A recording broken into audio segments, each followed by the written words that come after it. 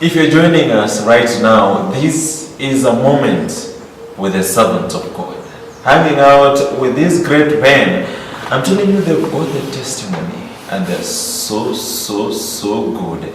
If people from Texas, those ones that are watching us right now, well, we are feeling like I think we should just hold them a little bit more for some couple of years so they become completely Kenyan. We want to teach you more Swahili than various way. AJ, we had ugali last night, so ugali with last night's for supper. Nice. And I was, He how does Caroline say? God's spoon. I was using God's spoon. Yes. Yeah. Okay, how do you find the taste of ugali? Oh, it was great. See, I'm used to eating like rice in the Philippines with just about every meal. Yeah. And so to me, it's like that, and you put whatever meat you have or vegetables, and it's great. It's my second time last night to have ugali, but That's nice. yeah, It's good day to Yes, I don't know, but when I got to eat it, I got more. I got a second up. You don't find these ones in Texas, you know? No, but Never had I ugali. but I had Pastor Thomas teach me how to make it so that I can make it So you for our maybe mission go back? for our mission team. I will make it for when we do our report. You should come for some lessons, you know? But anyway, habari ya asubuhi. Very acceptable. That's what you know. Yes. And asante.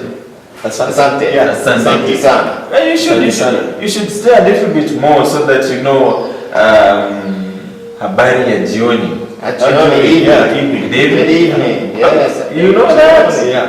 Yes. And so That's nice. I forget in the noon. Habari ya mchana. Mchana.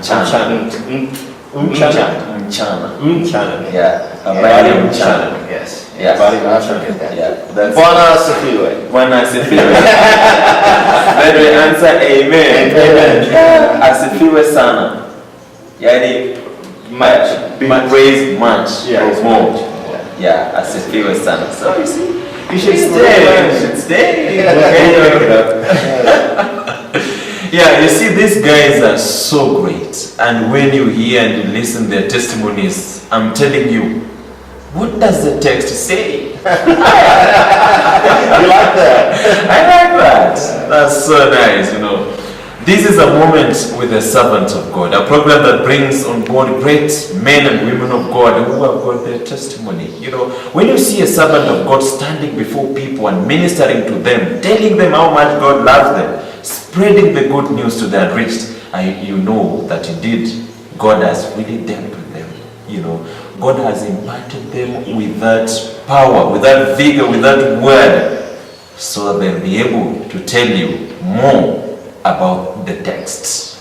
You know, so sit back. If you have a friend, tell a friend to your friend that something good is happening on your Christian #1 television, ITV. That is something great happening on a moment with a servant of God. And I'm your host, Alan Joshua.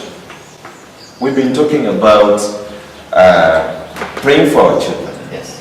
Even before they are born and after they are born. Praying for our children, praying for the grandchildren that they may continue with that so that they may not be derailed and go astray, keeping and following the footsteps of Christ.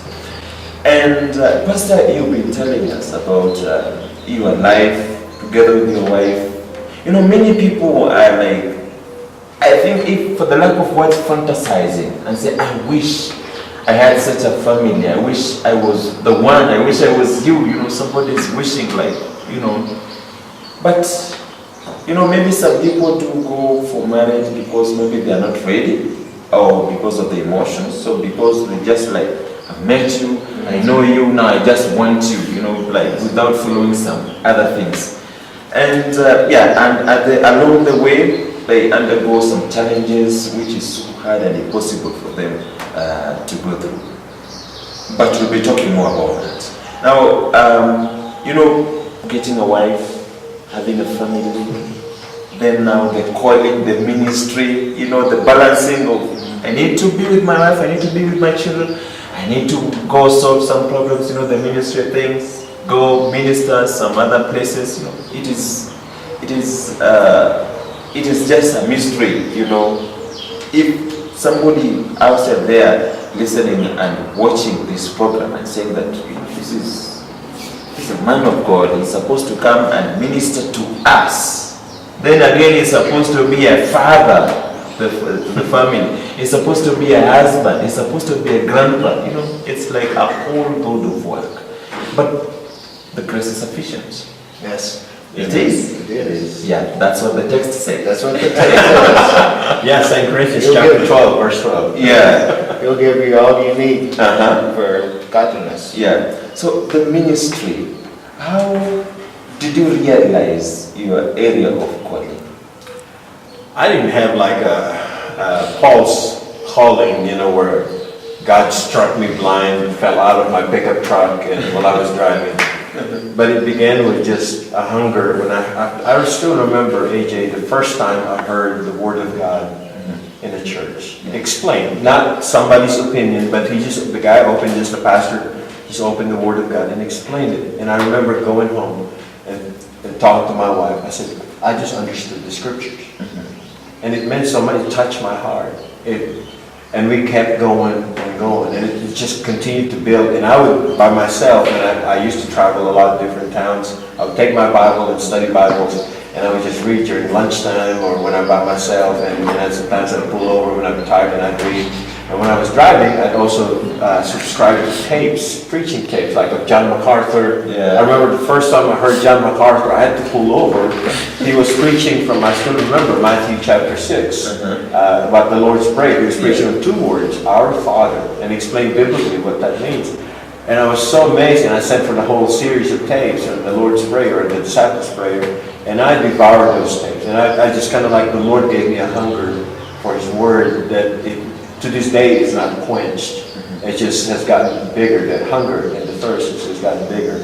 And then people in the church, leaders in the church started noticing just the things, I guess, how the Lord was changing me, and they began to ask me to teach and all of that. It became such a burden. But my context of ministry was only missions. My wife had studied with the SIL, Summer Institute for Linguistics, to become a Bible translator. Yeah. But she did not go. And so my context of ministry was missions. And I struggled with God at the time. We had our two sons, and they were living. We had missionary friends, and I used to argue with God. I don't want my kids growing up in some jungle and going barefoot because we can't afford. I was very materialistic. And I said, I don't want my kids going through what I see our missionary friends go through. Yeah. And I still remember a year after the Lord had placed it in my heart, because we were successful business people. I never thought in my life that we would get financially business success where we were at age 30. And we were there. But then that's when God began to work in my heart. And I still remember my biggest struggle was my kids. I didn't want my kids growing up poor in some jungle. And I still remember, God would not leave me alone. And I remember driving home. I lived like 4.5 miles away from town. And I pulled over to the side of the road because I was crying so hard I couldn't see where I was going. And I said, okay, God, I get it now.